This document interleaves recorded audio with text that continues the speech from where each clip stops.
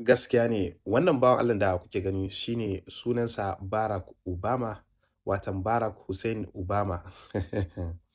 Wannan bawan Allah da kuke gani ya yi sanadin mutuwan musulmai a duniyan nan sosai mutuƙa.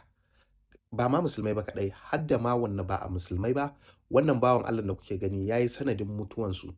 Watan shi ne shugaban ƙasan da ake masa zargi da ba wa 'yan ta'adda kuɗi saboda a ci gaba da yin ta'addanci a duniya da kuma kashe-kashen mutane a ƙasashe daban-daban. Kuma shi ne shugaban ƙasar Amerika na farko wanda ya kasance baƙin fata. Kai, Allah wadar naka ya lalace.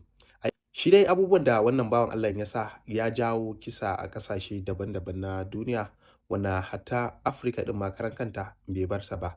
A inda yanzu ake musu zargin cewa su ne suka tallafa wa 'yan ta'adda a duniya da kuɗaɗe kamar irin su ISIS, ISWAP, irin su Boko Haram da irin dai da dai sauransu.